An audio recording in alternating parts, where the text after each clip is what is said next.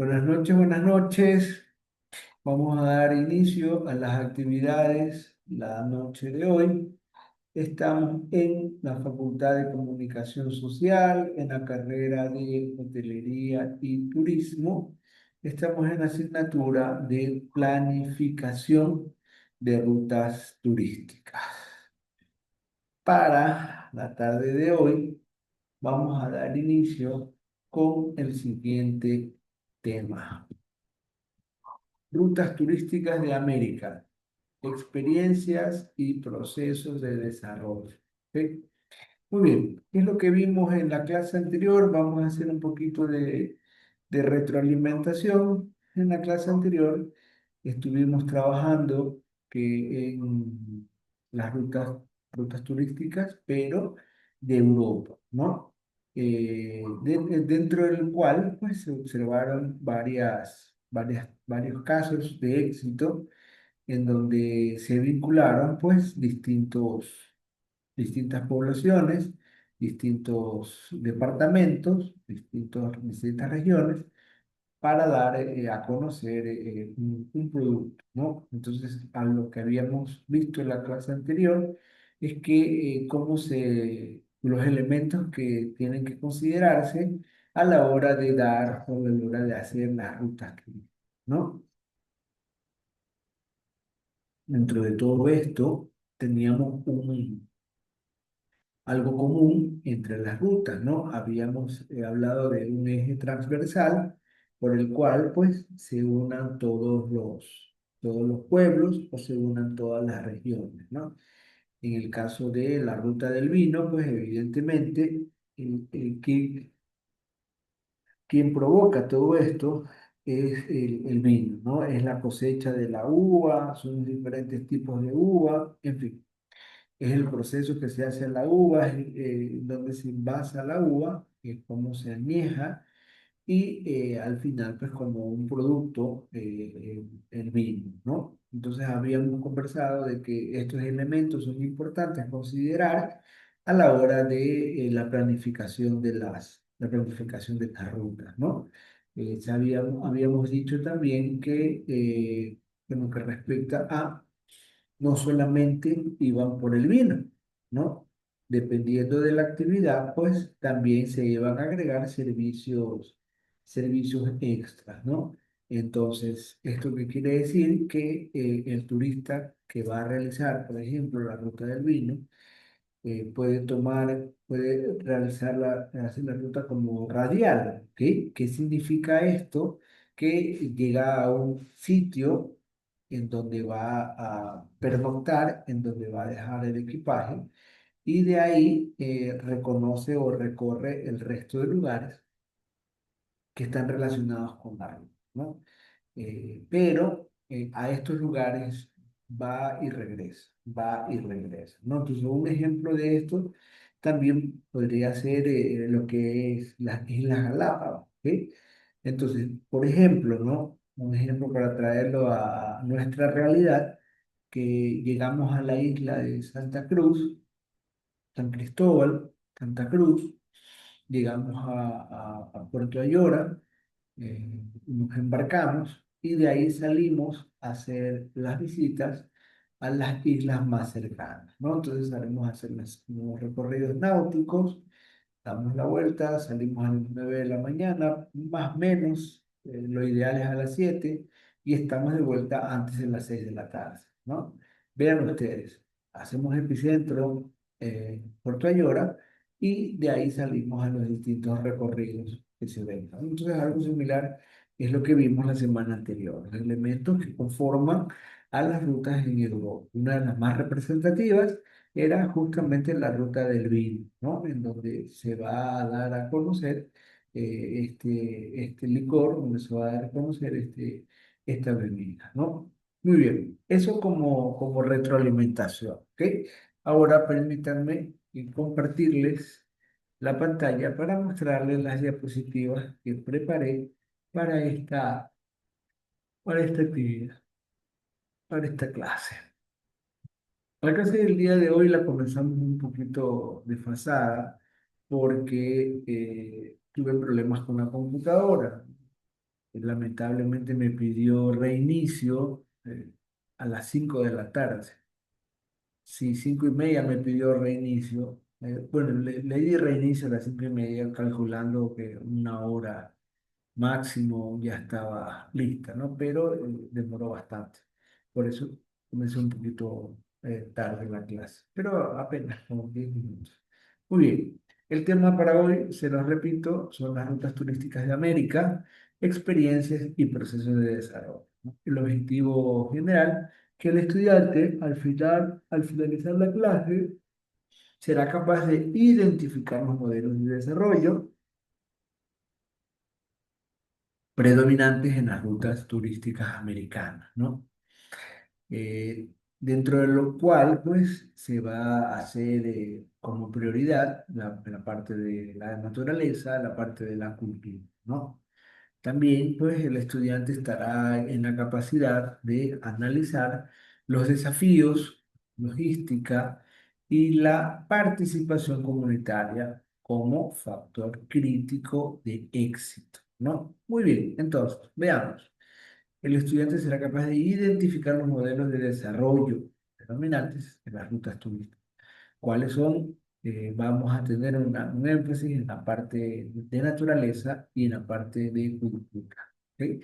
También lo que es analizar los desafíos logísticos y la participación de la... Es importante considerar estos factores. El objetivo busca concientizar en la importancia de pensar, de considerar a los habitantes, a las comunidades. ¿Ok? Se va a incorporar alguien. Perdónenme un ratito. En aceptar. Ok, ahí ya tengo. Y esos estudiantes que me hacían falta. Muy bien, entonces hemos comenzado las actividades. Ya se conectaron mis estudiantes. Ahora sí. Bien, ¿qué tenemos? Modelos de desarrollo, modelos de desarrollo, modelos de desarrollo americano, ¿no? Un vistazo general. El análisis en América, las rutas turísticas se desarrollan bajo dos modelos principales, ¿sí? Cada uno con sus propias características y enfoques, ¿sí? Entonces, ¿qué tenemos? Estos modelos tienen como característica el corredor turístico y la ruta temática integrada. ¿Ok? Este corredor turístico, planificado por el Estado o grandes corporaciones, ¿no? Enfocado en conectar centros de atracción para el turismo masivo e inversiones, ¿no? Entonces, este corredor está siempre auspiciado, siempre debe estar considerado dentro de las grandes corporaciones, ¿no? El Estado también se encarga de promoverlo, ¿ok? Entonces, por ejemplo, nosotros vamos a tener un corredor turístico aquí a la salida de Guayaquil, lo que es la ruta a la playa, ¿no? La ruta a la costa. La salida vía la costa, perdón, vía la costa.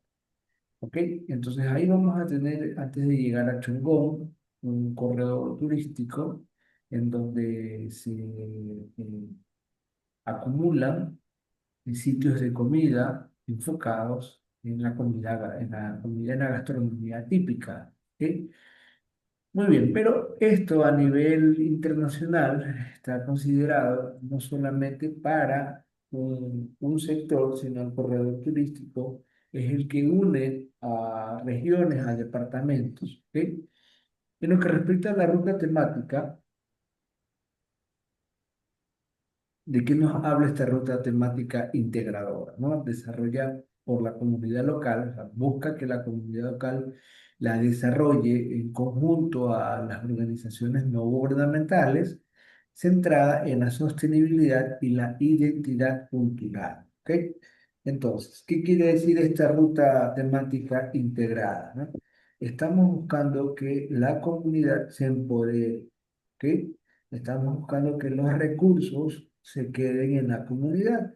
Ok, entonces, ¿cómo vamos a hacer esto o cómo se promueve esto? Justamente por medio de que la comunidad tenga el conocimiento para poder planificarla, ¿no?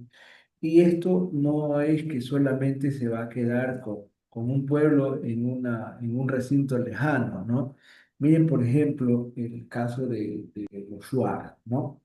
En el caso de los Shuar, nosotros tenemos que existen comunidades Shuar en Oriente Centro, en Oriente Sur, acá en el Guayas, ¿ok? En Bucay, ¿no? Entonces vean ustedes en todos estos lugares en donde existen las comunidades, ¿no?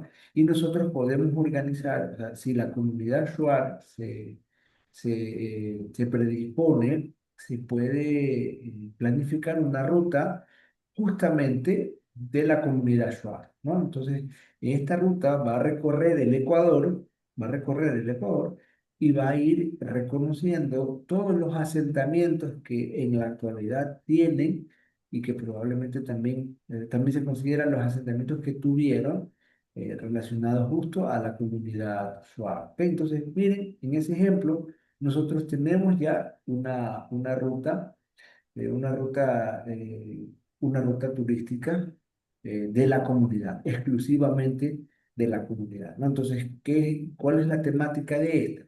Pues muy bien, los Shuar, pues como comunidades aborígenes, van a tener costumbres, van a tener folclore, van a tener dialecto, ¿ok? Van a tener todo este bagaje de costumbres ancestrales, va a tener medicina ancestral, que es justamente lo que hace una característica de una ruta temática integrada, ¿no? Y ahí vamos a encontrar que organizaciones no gubernamentales pues también forman parte o formarían parte de esta ruta. ¿Ok? Bien, aquí un breve ejemplo de los cómo vamos a reconocer estos dos modelos de desarrollo enfocados, uno en el corredor turístico y el otro en rutas temáticas integradoras, ¿no? Perdón, el verdadero éxito en América radica en la capacidad de distribuir los beneficios a las comunidades locales, más allá del volumen de turistas, ¿no? En efecto, ¿qué es lo que busca esto?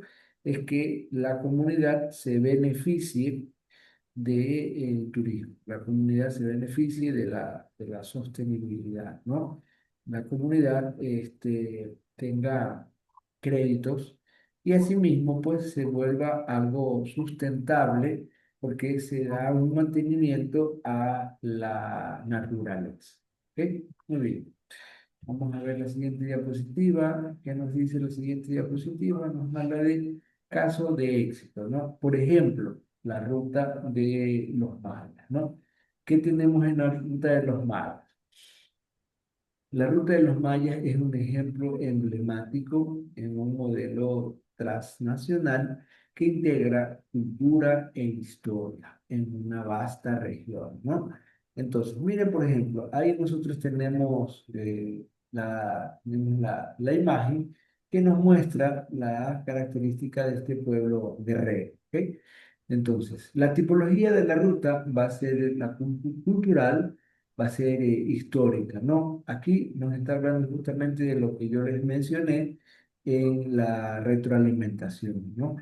¿Y qué modelo de ruta aplica, ¿no? En este caso, aquí aplica dos modelos, ¿no? El modelo lineal y el modelo radial, ¿no?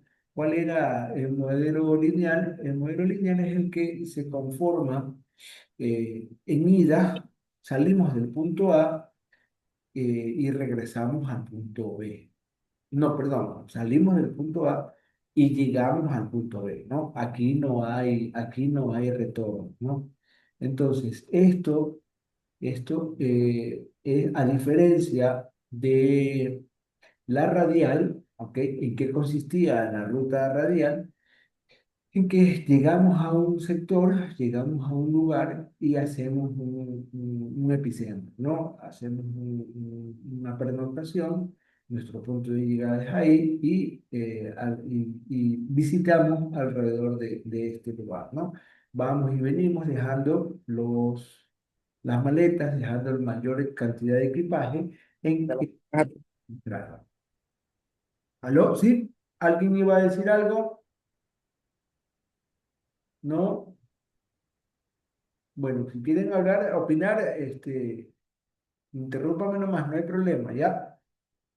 Bien, sigamos, ¿no? ¿Qué más nos dice? Los procesos de desarrollo. ¿Qué vienen a hacer esto, no?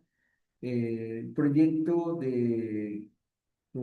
de cooperación entre México, Belice, Guatemala, El Salvador, Honduras, ok, uniendo sitios arqueológicos, ¿no? Entonces, esto se trata, pues justamente como les dije anteriormente, las rutas no solamente busca unir cantones, ¿no? No solamente busca unir provincias, ¿no?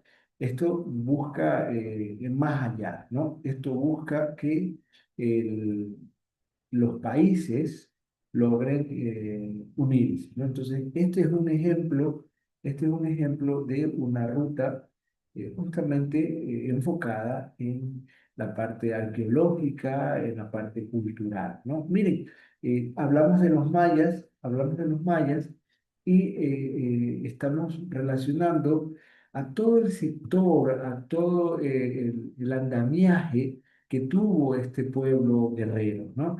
En donde tuvieron una trascendencia, en donde tuvieron y dejaron un legado, ¿no? Entonces, por eso se menciona a México, a Belice, a Guatemala, a El Salvador y a Honduras, porque fueron países en donde esta cultura tuvo una historia, tuvo un desarrollo, ¿no? En donde prácticamente, en donde es el inicio de esta generación, ¿no? Bien, de aquí también nacen muchas historias, mucha información, ¿ok? En donde principalmente nosotros podemos considerar o deberíamos considerar que eh, cómo era la vida antes de que llegaran los europeos, ¿no? Entonces, antes de que lleguen los europeos, pues se demuestra que en efecto acá en América, bueno, al principio ni siquiera era América, pues, ¿no? El continente tomó el nombre debido a un cartógrafo que era el que diseñaba, el que hizo el mapa, ¿no? Hizo el mapa, ¿no? Entonces, por eso es que el continente le dieron el nombre de América, porque él firmaba como Américo Vespucio, ¿no? Entonces, de ahí es que viene el nombre de América. Este continente tenía el nombre de él era el Abyayala, ¿ok? Este era el nombre real de nuestro continente, justamente en donde encontramos este tipo de culturas. ¿No? Los mayas, los incas, ¿ok? Todas estas culturas eran pues de esta época. Entonces, ¿de qué se trata esta ruta? Pues justamente de recordar cómo fue el inicio de la población o cómo fue el inicio de los habitantes acá en el Abyayala, que ahora nosotros lo conocemos como América Central, ¿no? Bien, eso como un aspecto general, ¿no? La ruta se enfoca en mostrar estas formaciones, esta arqueología, esta cultura, ¿no? Este bagaje de enseñanzas que ya existía. ¿Ok? Y a partir de este tipo de rutas es que nosotros vamos a reconocer en la unión que existía entre países, ¿no? El comercio o la comercialización que existía entre países. ¿Qué quiero decir con esto? de que para esta misma época se descubre que el Ecuador tenía comercio con México. ¿Ok? Entonces nosotros vamos a descubrir que del lado del oro, ¿ok? De ese sector sur del Ecuador, se encuentra una playa que se encuentra una bahía que se llama, uy, se me olvidó el nombre de la bahía. Bueno, ya me recuerdo el nombre, que tenía o que realizaba comercio con México, ¿no? Entonces, todo esto, esta parte de la historia, esta parte de la cultura, es la que agranda la ruta, ¿no? Entonces, miren que en esta alternativa nosotros ya podemos tener o podemos traernos esta ruta para acá, para América, ¿no? Y cuál es el contacto que, perdón, para Ecuador, cuál es el contacto que hubo? Fue con los manteños huancavilcas, ¿no? Y en las balsas, ellos comercializaban, ellos navegaban y comercializaban con todas estas tribus de América Central. En aquella época, en la Vía Yala, ¿no? Muy bien. ¿Cuál es el desafío principal? Es la logística, la gobernanza, ¿no? La parte transfronteriza que se necesita, ¿ok? El problema existencial para este tipo de turismo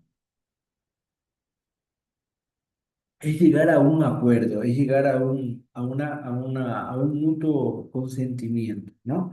¿Por qué? Porque para realizar estas rutas, pues nosotros debemos abrir las fronteras, ¿ok? Debemos buscar un beneficio mutuo, ¿no? De partes equitativas, ¿ok? Porque a fin de cuentas, si nosotros permitimos o realizamos este tipo de planificación de rutas, no solamente va a ganar un país, ¿no? Va a ganar el turismo de América Central, por decirlo en este ejemplo. ¿Por qué? Porque se está viendo cómo este pueblo aborigen se desarrolló en todo este sector, ¿no?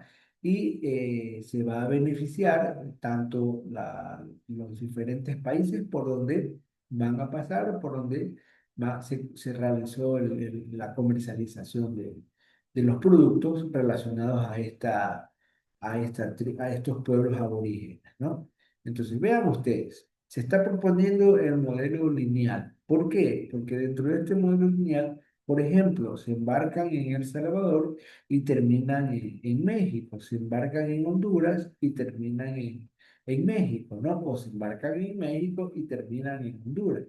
¿De qué se trata esto? De que no necesariamente van a tener que regresar al punto de origen, ¿no? En lo que respecta al modelo lineal. ¿Ok? ¿Cuándo se aplica este modelo lineal? Cuando quieren ir agregándose personas dependiendo del país en donde se encuentran, ¿no? Entonces, si yo quiero hacer, por ejemplo, la ruta acá en América del Sur, yo quiero hacer la ruta del Inca, la ruta del Inca, ¿ok? Entonces, ¿yo qué voy a unir? Yo voy a unir a Bolivia, yo voy a unir a Perú, yo voy a unir a Ecuador, voy a unir a parte de Colombia. ¿Ok? Entonces, vean ustedes, estoy uniendo a cuatro países, ¿no? Por donde caminó también los incas, ¿no? Por donde conquistaron también los incas. Y aquí nosotros vamos a unirnos por el callejón interandino, ¿ok? A lo largo de todos los Andes, ¿no?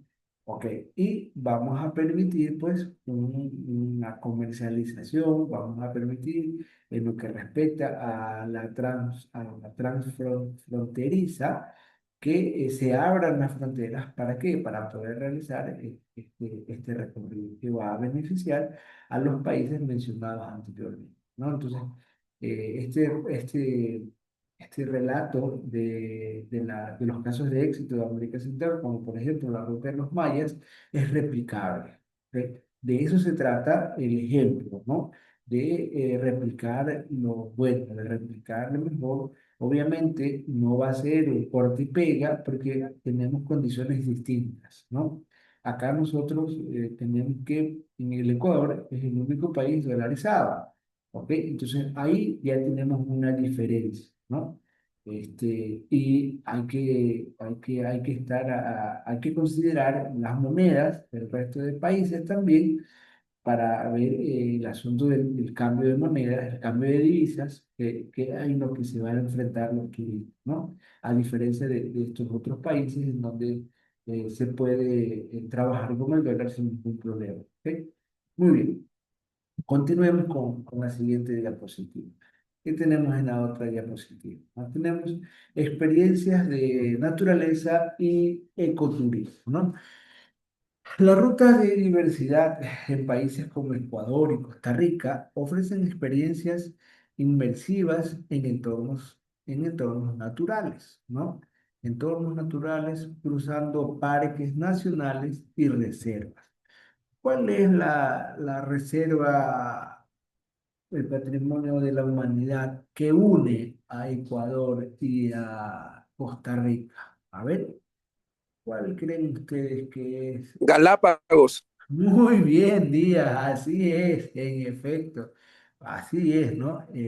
Nosotros, bueno, gracias a Dios, se permitió la unificación por medio del mar de estos dos países, ¿no? Por medio de Galápagos y las Islas de los Cocos, si mal no recuerdo, allá en Costa Rica, es donde se hace la unión de los dos países, ¿no? Entonces ahí nosotros podemos tener una ruta enfocada en el ecoturismo, enfocada en la naturaleza. ¿Ok? Miren la problemática que se presentaba antiguamente, hace unos 4 años atrás, si mal no recuerdo, en donde a ver, para unir las fronteras marítimas entre Costa Rica y Ecuador, quedaba un canal, ¿no? Entonces, las empresas pesqueras de gran escala justamente iban a este sector a pescar, ¿no? Si bien es cierto, no, ellos no estaban infringiendo la ley, ellos estaban ellos estaban al límite de la ley porque navegaban entre estos dos, en este espacio, ¿no? En ese canal que quedaba navegaban. Si bien es cierto, no estaban pescando en las reservas de Ecuador, ni estaban pescando en las reservas de Costa Rica, ¿no? ¿Ok? Pero gracias a Dios se nominó un presidente, no recuerdo cuál es, y dispuso que en efecto se borre ese canal, se cierre ese canal y que se unan las fronteras, ¿no? Entonces, ahora sí, existe un corredor, ¿no? marítimo en el cual, por medio de Galápagos, se une a la isla de los Cocos en Costa Rica y ya no existe este canal intermedio, sino que es uno solo. ¿Ok? Entonces, si nosotros estamos pensando en planificar una ruta enfocada en la naturaleza, en experiencias ecoturísticas, enfocadas en vivir un turismo de aventura, un turismo de vivencial, pues se puede planificar este nuevo destino, esta ruta, ¿no? Entonces nosotros vamos a unir por medio marítimo las reservas de Galápagos con las reservas de la isla de los Cocos en Costa Rica. Y tenemos una ruta nueva, una ruta diferente, una ruta en donde efectivamente vamos a visitar la parte marítima, vamos a ver todas las especies marítimas que en este sector existen en abundancia, ¿no? Y asimismo, gracias a esta ruta, o a la planificación, ejecución de esta ruta, se cuidan las reservas marinas, ¿no? ¿Por qué se cuidan las reservas marinas? Porque como ya va a haber un frecuente uso, un frecuente viaje, un frecuente paseo, los pescadores de gran escala, los barcos pesqueros de gran escala, pues ya no van a estar o ya no se les va a permitir o va a haber un más control, va a haber mucho más control en la navegación. ¿Ok? Incluso les puede servir para los pescadores artesanales, ¿no? Los pescadores a menor escala, que ya no van a estar agobiados por estos grandes buques o barcos de pesca de arrastre, que le llaman, ¿no? Que tienen una pesca indiscriminada, ¿no? No consideran nada. Incluso hubo denuncias porque dentro de la pesca habían encontrado aletas de tiburón, ¿no? No, hay el mercado asiático este, considera o cree que las aletas de tiburón son afrodisíacas y hacen sus sopas, hacen sus caldos con las aletas de tiburón. Imagínense qué desconsideración que pesquen a tiburones, les arranquen las aletas y los devuelvan al mar, solamente por unas aletas de 20, de 30 o de 40 centímetros, ¿no? Y el resto del animal, pues, no, no, es algo inhumano. En realidad, fue una de las mejores negociaciones que tuvimos con Costa Rica, gracias a Galápagos, que se pudo unificar estos dos países. Y ahí podemos planificar una ruta que nos va a quedar de peligro, ¿no? Muy bien, ¿qué más nos dice la diapositiva? Procesos de desarrollo, ¿no? Requieren estudios de capacidad de carga. ¿Qué quiere decir la capacidad de carga? ¿Ok? Nosotros aquí en una asignatura que se llama ecología, se da capacidad de carga. La capacidad de carga es la cantidad de personas que pueden estar en un espacio. ¿Ok? Entonces nosotros vamos a tener, por ejemplo, que podemos entrar. ¿Cuántas personas pueden entrar? Un ejemplo, ¿cuántas personas pueden entrar a un estadio? Digamos al estadio de su preferencia. ¿Qué prefieren? ¿Amarillos o azules? ¿No? ¿Blancos o rojos? ¿Qué prefieren? Digamos que los amarillos, ¿no? ¿Cuánto es la capacidad de un estadio de los amarillos? 50.000, 60.000, 70.000 personas, ¿no? Entonces, no es que las personas dejan entrar, no es que las autoridades dejan entrar a 70.000 personas porque ahí se amontonan y entran, no, es porque se tiene que hacer una capacidad de carga. ¿Y en qué consiste esta capacidad de carga? en el espacio, en el espacio cuadrado en el que debe estar una persona. ¿Ok? ¿Qué significa? De que yo puedo estar o debería estar en un espacio cuadrado en el que me pueda desenvolver de la mejor manera posible, ¿no? Entonces yo tengo que medir el espacio de una persona con anatómicamente puesto, con los brazos abiertos por ambos lados, con los brazos abiertos delante y detrás, ¿no? Entonces ahí yo tengo mis 2 metros cuadrados para la persona, o mis un metro y medio para la persona. Entonces, ahí nosotros medimos el espacio de carga turística dependiendo el lugar, dependiendo del sitio. Otro ejemplo de espacio de carga al que habitualmente al que habitualmente nosotros tenemos, después de la pandemia, no sé si ustedes han visto después de la pandemia, que dice, o durante la pandemia, sí, despuésito de la pandemia, tantas personas, pueden entrar tantas personas, ¿no? Se admiten tantas personas. Eso es la capacidad de carga, ¿ok? Por ejemplo, en un bus, ¿no? Nosotros decimos, ¿cuántos asientos hay en un bus? 45 personas. Esa es la capacidad de carga. ¿Por qué? Porque ahí es la persona, es el espacio que tiene una persona para estar cómodo. En el restaurante, nosotros vamos a ver, ok, este restaurante entran 10 mesas. En cada mesa entran un aproximado de 8 personas. Ok, pero ¿cómo vamos a hacer esta medición? Ah, ya, listo. La mesa, la silla debe estar. La medición se la toma cuando la silla está arrimada o cerca de la mesa.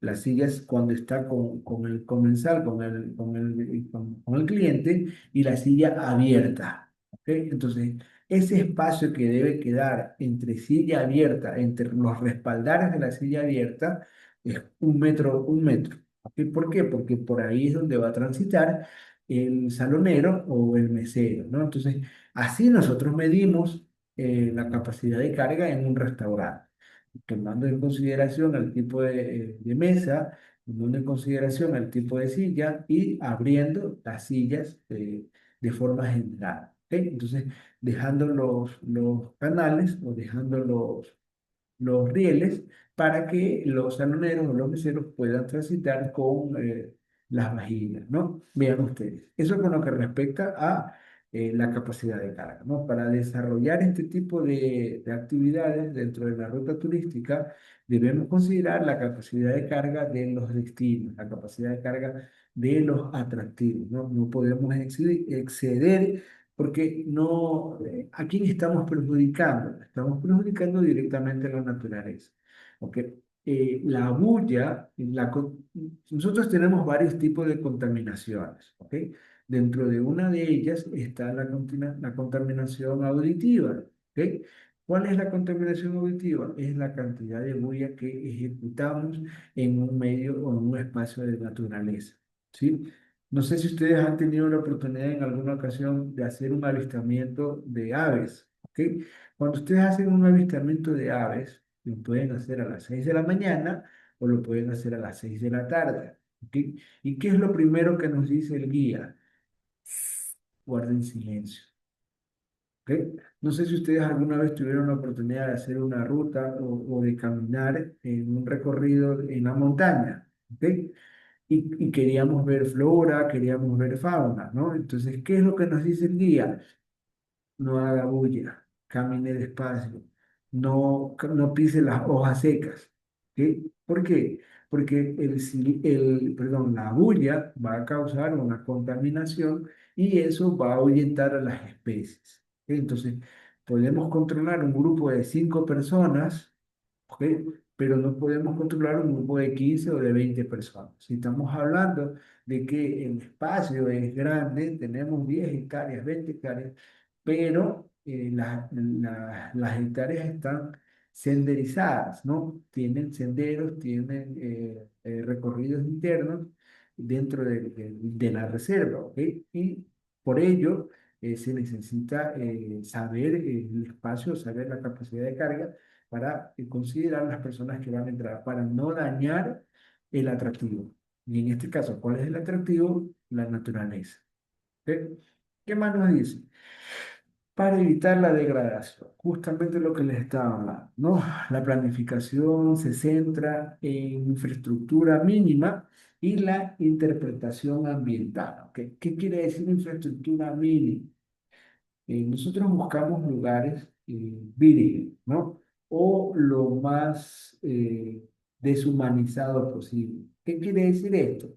De que mientras menos exista la intervención del hombre, el espacio va a ser más admirado, el espacio va a ser más cotizado, ¿ok? Si bien es cierto, el ser humano pues necesita una comunidad, una comodidad, pero en este caso se prefiere que se mantenga el ecosistema, ¿no? Y vamos a hacer, sí, en efecto, podemos hacer cabañas, podemos hacer senderos, pero no vamos a hacerlo de cemento, ¿no? Ubiquémonos. Estamos hablando de que queremos hacer una ruta de naturaleza y de ecoturismo y vamos a montar un sendero de cemento. No, ¿ok? Vamos a montar un sendero en donde vamos a poner el piso de madera, perdón, el piso de plástico, ¿no? Plástico reciclable y lo metemos a la naturaleza. No. ¿Sí? Aquí existen definiciones de términos que nos pueden ayudar a conformar o que nos pueden ayudar a mantener esta sostenibilidad, esta ruta, ¿no? ¿Cuál vendría a ser la pica, por ejemplo? ¿Y qué es la pica? Es una ruta que se hace con un machete. ¿Sí? En el que tú vas caminando y vas abriendo el desmonte. ¿Ok? Esa es la técnica, ¿no? Entonces, nosotros si estamos enfocados en mantener la parte de la naturaleza, la parte del ecoturismo, podemos ir podemos abrir el sendero con una pica. ¿Ya? Y como frecuentemente vamos a transitar, pues ya la pisada de las personas ya va dejando la marca, ya va dejando la huella y ya se va haciendo un sendero, sin necesidad de poner plástico reciclable ni de poner cemento, ¿no? Ya, si las condiciones son extremas, pues bueno, ahí sí habría que utilizar la materia prima de la zona, ¿no? Muy bien. ¿Qué más nos dice? Retos logísticos, ¿no? Largas distancias y necesidades de transportes especializados, lanchas o 4x4 y guías de naturaleza certificadas, ¿no? Esto es una problemática que se puede ver como desventaja, pero a su vez se puede aprovechar como oportunidad, ¿no? ¿Qué quiero decir con esto? Nosotros estamos considerando lugares extremos, ¿no? Lugares de difícil acceso, ¿ok? Entonces, planifiquemos una ruta justamente enfocada en este tipo de actividades, en donde no es apta para todo público, es apta para personas que tengan un estado físico óptimo. Pero ojo, no es que vamos a vender la ruta para personas físico-culturistas o para personas que pasan metidos en el gimnasio, ¿no? Que van con la mentalidad de solamente hacer cardio. No, se vende la ruta a los amantes de la naturaleza, ¿no? Y indirectamente se trabaja en la parte psicológica del humano para que se mantenga en un estado físico óptimo. ¿Ok? Miren cómo se fusionan las actividades para poder realizar un recorrido pues, que va a ser considerado, ¿no? El asunto de los 4x4, ¿no? Hace unos 10 años atrás, si mal no recuerdo, en una parte del Oriente, se enfocaron o proyectaron su trabajo para los adultos mayores, ¿sí? Imagínense ustedes, a las personas de más de 65 años de edad, las metieron en el oriente a caminar, perdón, a conocer la selva. ¿Qué atractivo, qué beneficio o cómo resulta la idea de que al abuelito, a nuestro abuelito, a nuestros abuelitos, 65 70 años de edad, los lleven al oriente a que conozcan el oriente, ¿no? Entonces, sabiendo de que en el oriente llueve todos los días, llueve todo el día, hay insectos, hay lodo, hay fango, hay ciénegas, hay zonas inundables, ¿ok? Es un lugar inhóspito para una persona de la tercera edad porque su estado físico no es óptimo, ¿no? Pero vean cómo se idearon este recorrido y obviamente no pusieron o no metieron 4x4 carros 4x4, ¿no? Los triciclos los transformaron. Los triciclos los transformamos. Y en vez de hacerlo como bicicleta, ir pedaleando, no, el guía era el que, como tipo caballo, así como en la India existían estos taxis movidos por las personas, así lo hicieron acá en el Oriente, ¿no? Edificaron, construyeron un triciclo, le sacaron los pedales y le sacaron el asiento y lo pusieron al revés, ¿no? Y la persona, el guía, era quien se ponía en la cintura y era el que movía el carrito. Y las personas de la tercera edad, pues, iban eran 4 sillas, llevaban a 4 personas, con todos los cinturones de seguridad necesarios, y ellos hicieron todo el recorrido que estaba planificado para ellos. ¿Ok? Obviamente, como se dice al principio, se necesita una planificación, se necesita una logística, pero este ejemplo, ¿por qué se los estoy dando? Para que vean que no existen rutas turísticas imposibles, ¿no? Es lo que usted se imagine, es lograble, ¿no? Es lograble, ¿no? ¿Qué íbamos a creer de que las personas de 75 años podían llegar a recorrer la selva, ¿ok? Y a ver toda la naturaleza en su estado puro, ¿no? Entonces, vean ustedes cómo estas iniciativas cambiaron las definiciones de público objetivo para realizar este tipo de recorridos. ¿Sí? Muy bien. ¿Qué más nos dice? Vamos a ver la otra diapositiva. Aquí nos está hablando acerca de experiencias temáticas etnoturísticas en Sudamérica, ¿no? ¿De qué se trata esto? Las rutas de vino en Argentina, la ruta de vino en Chile, son un claro ejemplo de cómo el etnoturismo ha florecido en América Latina. fusionando gastronomía y cultura. ¿Ok? Entonces, miren, tenemos los vinos chilenos, tenemos los vinos argentinos y entramos en el negocio ya, ¿ok? De acá, de la costa, de la parte cerca de playas, Osorja, tenemos un viñedo, ¿no? ¿Cómo se llamaba? Dos hemisferios, ¿ok? Entonces nosotros también podemos proponer una ruta de vinos, así como la que hay en Europa, ¿no? Que recorra Chile, que recorra Argentina y que también recorra Ecuador, porque en Ecuador también ya tenemos viñedos reconocidos y certificados, ¿no? Entonces, de eso se trata las rutas, ¿no? De que tengan el alcance, de que tengan la posibilidad de unir países, ¿no? Entonces, ¿qué nos dice? Tipología de ruta, una ruta gastronómica, no turística, ¿ok? ¿Qué tipo de modelo? Regional, ¿no?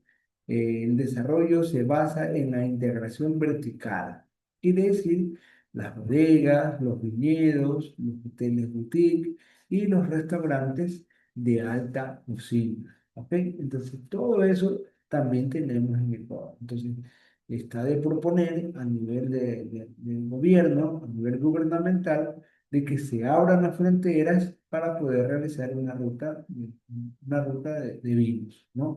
Acá también en Latinoamérica, ¿no? Y unimos a lo que es Chile, a lo que es Argentina, con lo que es Ecuador, ¿no? Y nos habla también del éxito y la marca, ¿no? Requiere una fuerte marca territorial y estandarización en calidad, ¿no? O si nosotros estamos hablando de que tenemos viñedos, que estos viñedos tienen normas de calidad internacionales, ¿no? Tienen las buenas prácticas internacionales. ¿Ve? Y esto nos va a permitir las grandes alianzas. Esto nos va a permitir,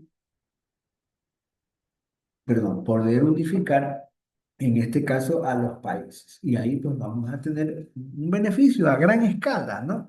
Porque no solamente se reúne o se beneficia la parte del vino, sino también la parte gastronómica. Y aquí nosotros podríamos vender el asunto de la gastronomía, la diferencia en la gastronomía, ¿no? Vamos a ver, por ejemplo, en Chile, la gastronomía, en Argentina, los asados. Y obviamente aquí en Ecuador, las diferentes gastronomías dependiendo de las zonas en donde nos encontremos. ¿Ok? Entonces, de esto se trata, ¿no? De competir, pues, para poder sostener a la ruta. ¿Y quién va a ser nuestra competencia directa? Europa, ¿no? Y aquí sí se va a ver el proceso, se va a ver el cultivo, se va a ver el tipo y se va a ver todos estos indicadores que se tienen para al momento de cosechar, al momento de fermentar, pues, el vino, ¿no? Muy bien. Por último, nos habla acerca de la ruta se convierte en un producto de lujo y brand, ¿no? Impulsado principalmente por la inversión privada, ¿ok? Entonces, buscamos siempre en este tipo de rutas, perdón, el asunto de la inversión privada, ¿no? Estamos hablando de lugares, de viñedos, en donde los dueños son de empresas privadas, no son la empresa pública. Pero necesitamos la colaboración de la empresa pública para poder abrir las fronteras, para poder decretar ciertos beneficios a las personas que deseen realizar la ruta, ¿no? Bueno, muy bien. Por mi parte, muchas gracias. Hasta aquí llegó la clase el día de hoy. Nos vemos en la siguiente clase. Creo que estamos a una semana, si mal no recuerdo, estamos a una semana de exámenes, ¿no? Entonces, no se pierdan, así mismo nos conectamos, yo les escribo por el grupo y nos conectamos, ¿no? Como les escribí en el grupo, hoy día tuve problemas con la actualización de los programas y eso me retrasó un poquito, pero igual nos conectamos, ¿ok? Listo, chicos. Un abrazo, gracias por su atención. Nos vemos en la siguiente clase. Chao, chao, se cuidan. Gracias, hasta luego. Hasta luego, señor Díaz. Chao, chao.